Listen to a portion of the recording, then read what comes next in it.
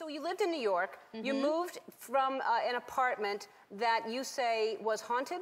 Yes. So what was it? What was happening in there? So I had to get rid of my apartment in New York recently because it was just getting a little bit too much. When I first moved in, I would if I were ever taking a shower, I would hear a woman. What do you mean if you were ever taking a shower? Did you not? Didn't you take showers?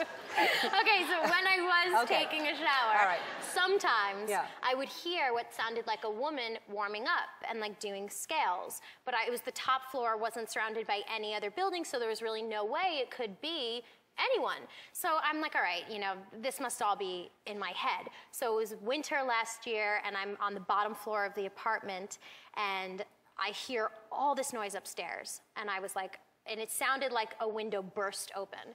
So I went up there, and I was like, okay, there's something up here, I know it. I go up, and it was silent. There was nothing at all up there. It was so quiet, and I was like, okay, you have to stop. Like, this is all in your head. And I looked out the window, and it was one of those windows that opens like this.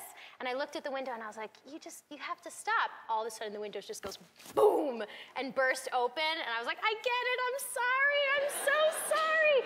Found out later that it was a nunnery, like years ago, and that the Mother Superior was in my apartment. And I was like, I'm out of here.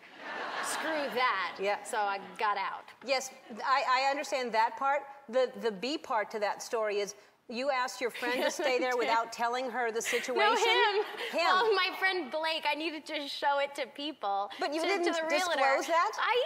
He figured it out himself. He called me and he was like, is something up with this place? So he had the same kind of thing happen without you even telling him? Well, he's just a tough guy.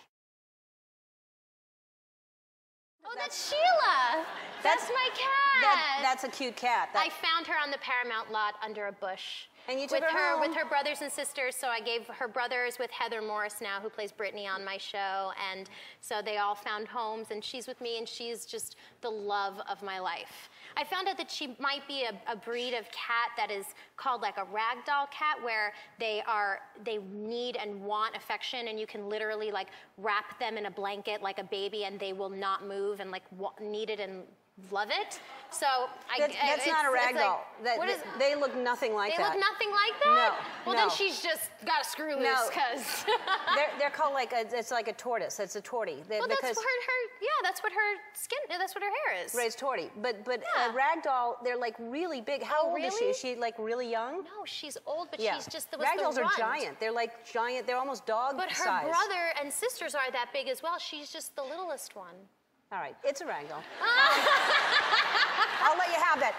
But I need something to explain the fact that she, smothers me with love. Yeah, no, that's cute, but some cats are just really affectionate like that. I'll show you, I'll get a picture of a ragdoll and show you, because they're giant cats, ragdolls. All right. But anyway, my cat I can carry around like that too, upside down. She literally will let me do anything to her that I want. I know, Andy's going crazy, like, we don't have time for the cat talk. All right, so none of this will air. It doesn't matter. I just want to have a conversation about her cat. This is just for us right now, okay?